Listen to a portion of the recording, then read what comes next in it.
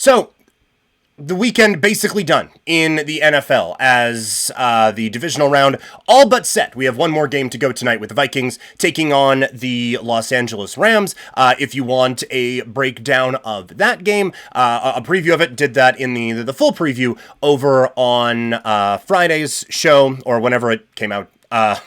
For the live stream watchers, that one came out on Wednesday. So I will share that in the chat because it's up on YouTube right now. So if you just want a breakdown of that game, it's up on YouTube right now. Just check out Couch Potato Diary on the YouTube. But let's get into what we saw from the weekend. Texans take down the Los Angeles Chargers. This is I would consider it a surprising result, but it is something that we kind of talked about on Monday, or on last week, when we said the Houston Texans are a better football team than the LA Chargers are. They have just looked like it for 0% of this season. And so a credit to the Houston Texans for coming in and stepping up in this game and really showing what this team is capable of.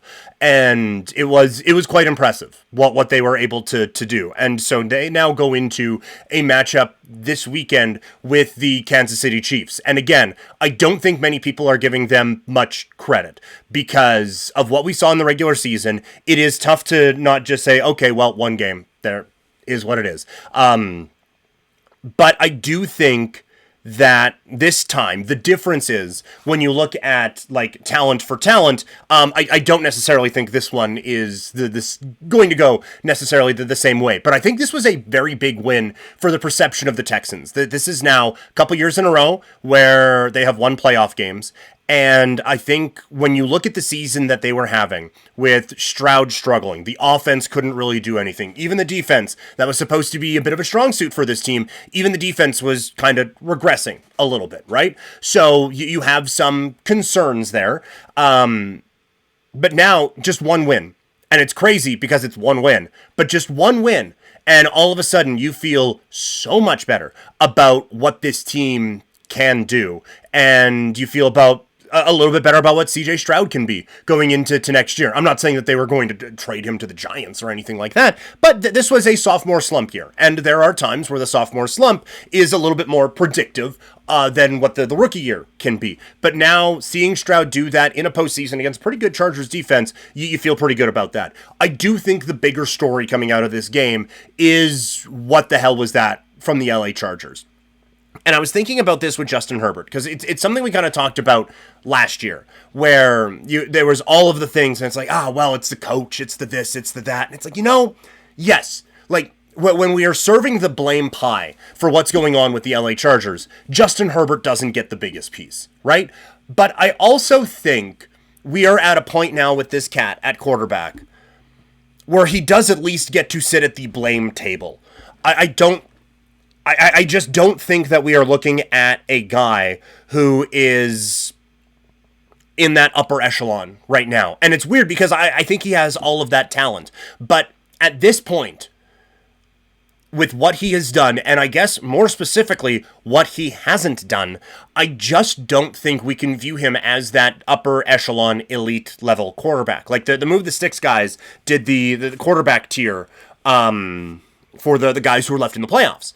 And like Justin Herbert, he's certainly not in tier 1. And I'm starting to wonder if he is in tier 2. And it's weird because all of the talent is there, right? Like I was a doubter on him coming out of the draft, and it was all, it is a lesson that will stick with me for forever. I did not like what I saw from him when Oregon had their opening game against Auburn. They had a chance to win the game late. They were actually facing Bo Nix in a weird tie it all up thing. But that was Bo Nix's first start as a freshman, and Herbert had a chance to drive down and win the game, and he looked dreadful while doing that and ended up overthrowing the end zone. I was like, this guy doesn't have it, it's not it, whatever.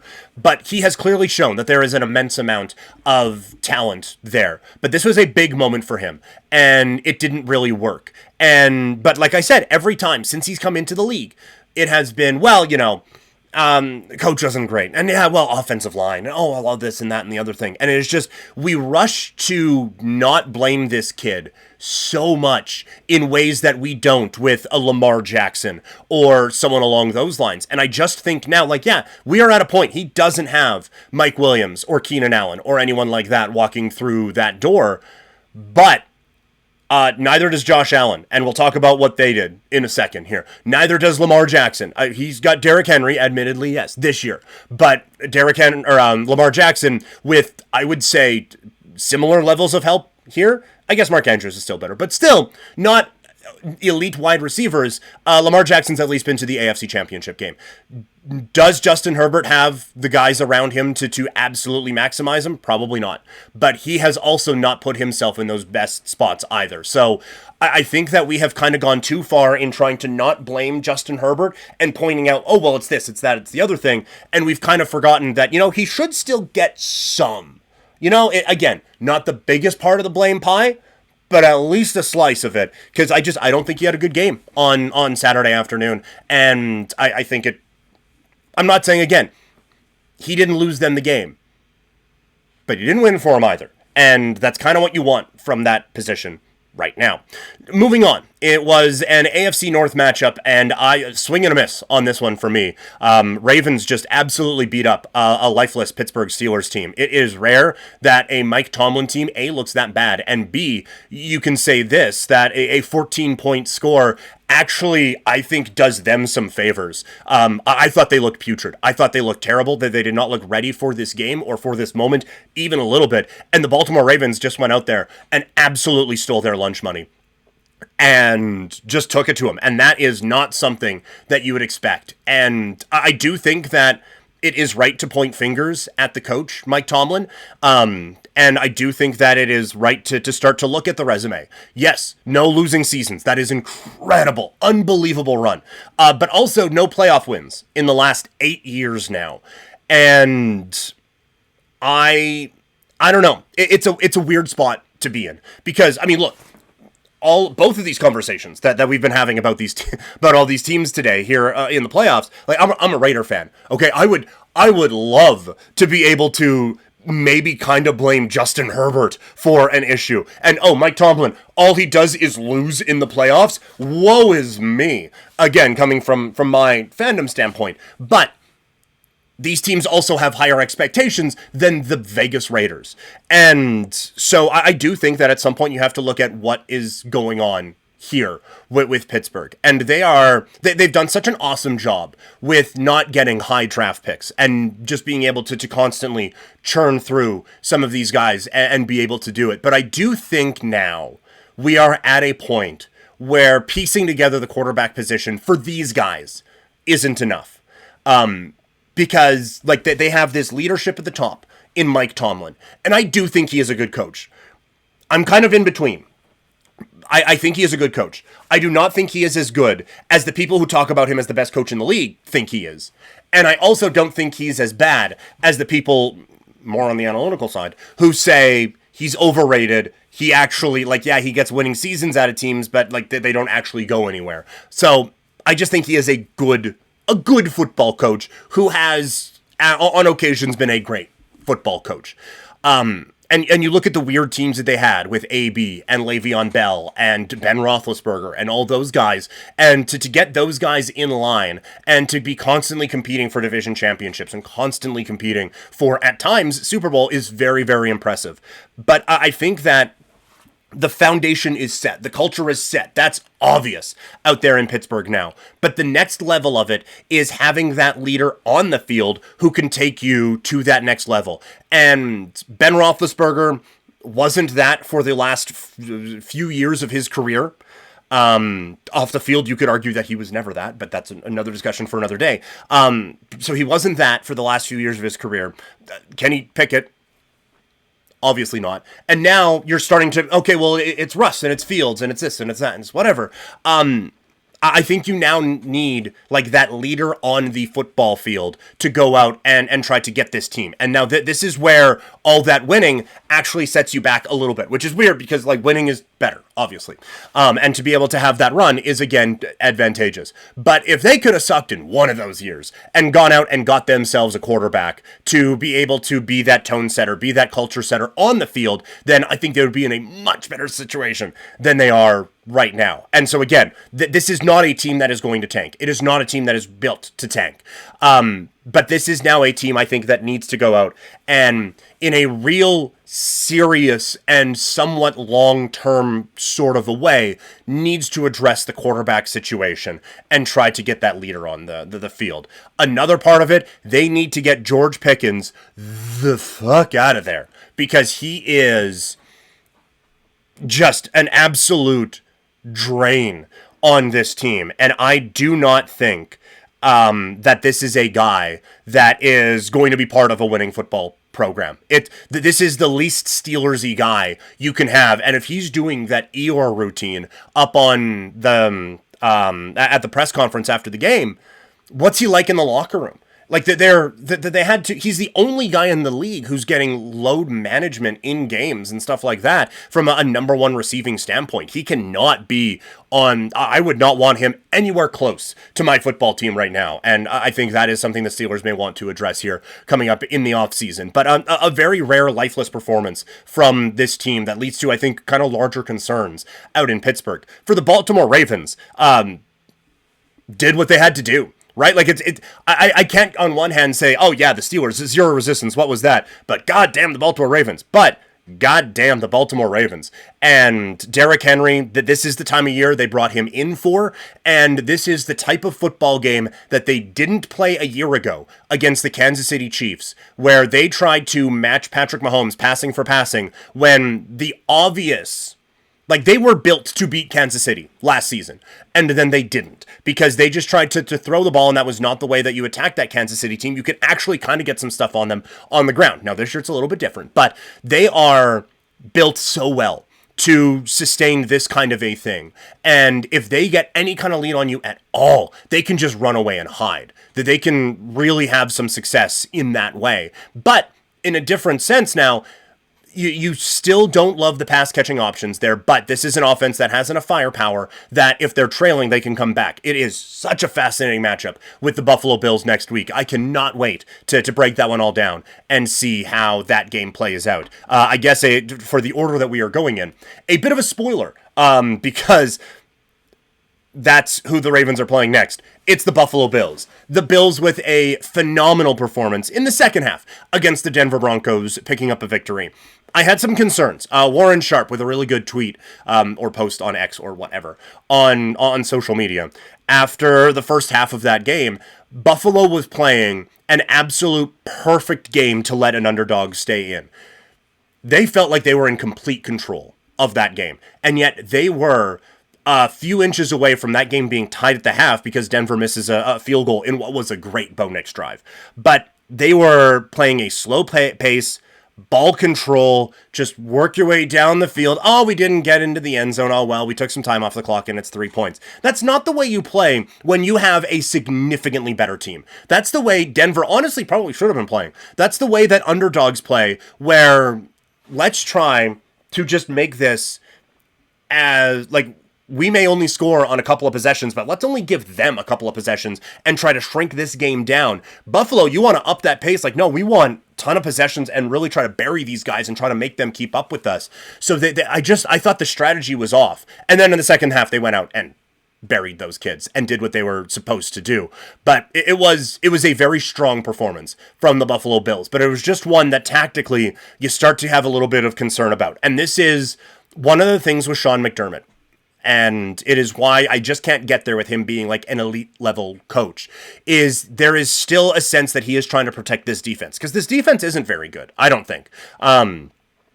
Maybe a little bit better than some people say, but this defense hasn't been good for a couple of years. And he has asked Joe Brady and co. to design an offense that protects the defense instead of maximizes what they have in one of the three most talented quarterbacks in the league right now, and many could argue number one, and he's probably going to get an MVP because of it, but you're not maximizing what you have at quarterback. You are using your offense to try to protect the downside of your defense, and that is just not a way to maximize what you have. There does probably need to be a little bit of complementary football there, but I just have concerns about not utilizing your weapons to their maximum capacities because you're worried about your defense. So that I did not like how they approached most of that game, but they come away with a good win. I'm being very negative about it. That was from a just on the field, like if you just watch on DAZN or Game Pass or whatever you have and wherever you live, if you just watch this game in 40 and it's just play after play after play after play after play, well, yeah, the Bills win most of those plays. They played very well. James Cook is so good. Josh Allen, the growth that he has had and honestly continues to have is remarkable. He is playing at such an elite level at this time. You do have some concerns about the red zone, but they marched that ball against a really good Buffalo Bills defense. It is, again, going to be fascinating to see what they do against the Ravens. On the Broncos side, I have been stubborn all year long on the Bo Nix thing, and I've explained why before. You can go back in the archives, and there's a rant about how this whole thing came together. I have felt before that Sean Payton was a touch overrated, and I still think that a little bit. But I cannot be a hater on this anymore. That was, again, they get buried in the second half. Rookies are going to do that. But the drive that Bo Nix had with under a minute to go, starting at their own 8, to get into field goal range. Now, the field goal misses, that's not his fault. But to get into field goal range with, like, Cortland Sutton is good. Aside from that, like a bunch of dudes who aren't making championship rosters right now. With a pieced together offense, he is going out there and leading a charge. I was so incredibly impressed with what I saw from Bo Nix in this game. So I am officially handing in my Bo Nix hater card, my Sean Payton hater card, because even in defeat, I think they showed that this was an experiment that worked, and the right move was... I don't know if I can get all the way to the right move was made, but they got the right guy at quarterback anyway to figure out where this team is going in the future. He's an impressive kid. He really, really is. And he works in the Sean Payton offense really quite well. Do I think that there is a chance that we kind of see the ceiling for him already? Yeah, I do. There is a very real chance that that's his best year. Now, I do think they're going to get some better weapons around him, and they're going to grow. And so I think this. I don't know if this is the best Broncos season that they have with him at quarterback, but I don't know if oh wow, he's starting at this. What's he going to be in 5 years? I think it's going to be kind of the same. I think he just kind of got to that place a little bit quicker than some other ones did. But a really good showing and a really good team, and a fascinating one to watch now going into the offseason. Then we get into the NFC as the Philadelphia Eagles survive against the Green Bay Packers. This one was, I feel like I'm being really negative about the teams that won, but this one was a bit of a summary of what's happened with the Eagles this season. Philadelphia felt like they were in control of that game, but you look down at the scoreboard and it was close the whole way. And then you get a touchdown from Green Bay and it's like, oh shit, this is a one possession game in the fourth quarter. What are we doing here? It was that all year long for the Eagles, where they would look good. Everything would feel like that we got this. Yeah, we're only winning by 9, but we got this. We're good. And then the other team would come back and all of a sudden it's like, oh shit, game's over and we lost. Or we have to come up with a couple of big plays late in this game to seal it away. And now Green Bay, everyone got hurt. So that kind of limited the comeback efforts, I would suggest. But they really did have a chance to, I think, put Green Bay away in this game. And offensively, they just didn't do it. They were very content to just, again, run the clock, run Saquon Barkley, which there are worse things in the world to do, but run Saquon Barkley, run the clock down, and grind your way to a win. And now Green Bay's offense couldn't do anything, so they were able to get that victory. And when you have one of the best defenses probably left in the playoffs, you can, again, do that thing. But, again, I worry about what it looks like if this team starts trailing, if they have to get into a shootout with the Detroit Lions in the NFC title game, or Minnesota in the NFC title game. Can they come back and pick up a win. I just, the offense still isn't quite at the level that I think it should be based on the talent on this roster. But Saquon Barkley, an incredible performance, and that defense is smothering. The way they rally to the ball, the speed they have on it, the tackling ability all over the field. You have cornerbacks coming in and making strong plays in the run game. We'll see about the Dean injury, but like Bond with the breakout season there, Jalen Carter is reaching the potential that people had for him as a defensive tackle out of Georgia. Like that, there's just, that defense is scary good, what they can do. And so again, I still think from a roster standpoint, this is the most complete team in the NFL. I just wish it would look like it every once in a while. On the Green Bay side of things, this is a frustrating defeat, I think, for them. Everyone gets hurt. Like the injuries just piled up. And so at the end, you're trying to make comebacks with, with receivers that Jordan Love just doesn't have a rapport with, and it isn't really working, and it's not getting anywhere, and it's just tough. And he doesn't have any time because your star guard got dinged up like 3 plays into the game, and they just had no way of replacing him. I do think that for Green Bay, just to say, well, injuries, what are you going to do? I think there's a little bit of whistling by the graveyard on that one. I do think that there are improvements that need to be made to this team, and I think specifically on that offensive line. Even with the injury on the interior there, those tackles were not ready for this game. That they had one, Tom Brady, who I don't think really showered himself in glory in that game as a commentator, but he was really on this cat Tom on the outside. I believe that's who it was. Maybe I'm whatever. The right tackle for Green Bay. There was that one. He is very obviously concerned about the pass rush that is coming from the Eagles. And so he does that one where the Lions got dinged for it a couple of years ago, where he gets off just like half a beat before, but it's close enough that I don't call it for a false start or anything. But he doesn't just back up into like creating a pocket. He goes so wide and back that Smith just has to make one little, oh, well, there's a lane right here. So I'm just going to go there, and it gets him to the quarterback, and he gets the sack. The offensive line for Green Bay needs to be improved. And that defense, while they did hold up, that defense, I think, needs to be improved. They took some strides this year, because that was a significant hindrance last year. But I still think it is the worst part of this team, and I think it is something that is keeping them from being a championship level. I do wonder now, too, about some of the receivers there. I'm in fantasy in the preseason, I was all about Christian Watson, and I still think there's a talented guy there. I think Reed is probably the most talented of the bunch, but I think all of them are number 2s. And I just feel like they are a number 1 away from this offense really taking off.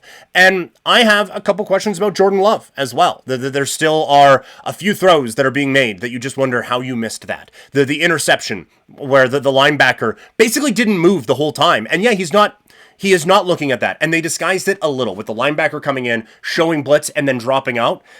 And so it is a touch of a tough spot for Love, because the linebacker is over on like his left. His eyesight left. And so he looks up, but he's looking right away, because he's got a guy coming in on a crossing route that way. And I think I'm mirrored on the thing, so whatever. But just follow me here. He's got a guy going from right to left, cutting across. And so that's where his eyes go immediately. So I guess in his read, he has checked the linebacker coming in on the blitz, so he has that layer open. Jeez. Almost knocked this thing off. He's got that layer open that he can make that throw there. But it's also a bit of a longer developing route. So on the one hand, I don't know how you can just in your mind mark that guy as blitzing, but also think you have the time for a bit of a slower developing crossing route. But still, that's something like he should have recognized it, because he threw it right in the guy's chest, that there is a linebacker there. As you are stepping up and looking over to that side, there at least needs to be something that notices the linebackers aren't flying at you and have now dropped off into that level, and so you don't throw an interception right at him. Now, also, the pass was behind his guy, but neither here nor there. This is a good Packers team, but I do think that just saying, well, injuries is kind of hiding the fact that they are not a great football team right now. And that leads us to Sunday Night Football. The Washington Commanders stun the Tampa Bay Buccaneers with a 23-20 win to close things out on what was a very fun game. Finally a fun game, really, because the first few were not all that entertaining. But those guys brought it. And again, credit Washington, credit Jaden Daniels. I said in the preview that I was worried about rookie kid, prime time, playing on the road against a team that has been there before. And so I had some concerns about that. But did that moment look too big for him for a moment? Absolutely not. He stepped up in such a major way. It was so impressive to see him march down and get that victory. And hang in that game the entire way. You have a couple of issues maybe on fourth down. They're around the red zone, but some teams will have that. They played quite well. They did a really, really good job. And when we were talking about Bo Nix earlier, saying that he's good, but I do think that he's maybe already knocking up on that ceiling. I don't think we've come close to that on Jaden Daniels. I think there is a refining to his skills that you can have that can really lead to a very high-level quarterback with this team. And to have them have that type of a win is so impressive and just allows him now to build that. I will be second guessing them again this week going into the divisional round. But I think that this is just such a bright future for this kid and now for this team. On the Bucs side, my love for them has been well documented at times, because a couple years ago, not this most recent season that we're still kind of in, but last year, we made a lot of money on this with them as the NFC South champion and the over and all of that. We really capitalized on that situation, and so, they're my boys. And again, this year, people kind of counted them out, and we were able to take advantage of that for a few weeks. And so, again, this is one where this is a good football team and a good situation. And you look at it kind of long-termish. On the offensive side, Mike Evans, he's setting records for 11 years in a row, being at 1,000 yards receiving. And so just by definition, he's played for 11 years, which is a lot to put your body through. But Bucky Irving is at least something as a young running back. And Baker Mayfield, I still think, is their guy as a quarterback. The defense, though, needs to improve. That was something that was always going to be a problem. And it was one thing that I should have, I guess, marked a little bit in the breaking down of this game, is that this defense is very vulnerable. And they, I think, showed it in that last drive where they just needed a stop. And they couldn't get it. And even when they did get stops, it's all the way down, fourth down by the goal line, and just the kid misses. I'm not going to take that like it's a win because they don't give up points, but I'm not looking at that in the overall picture and, oh, wow, look at what that defense was able to do. That was a calling card for this team when they won a championship. The pressure they were able to put on Patrick Mahomes in that Super Bowl won them that title. They need to get back to that. When the Tampa Bay Buccaneers, and I know some teams can get held up on their own identity sometimes, but when the Tampa Bay Buccaneers are good, it's because of what that defense is able to do. They have the offense, I think, pretty well figured out. The defense now needs to be improved on because they cost them that game. You would think you'd be able to put maybe a few more points up against a Washington defense that has had some troubles this year, but that defense needed to be better in that moment, and that is why the Tampa Bay Buccaneers are sitting here on the sideline. So, one more game to go in the NFL. We will break that one down tomorrow. Also, coming up on the show this week, we'll be looking at the offseason previews for the teams that have been eliminated.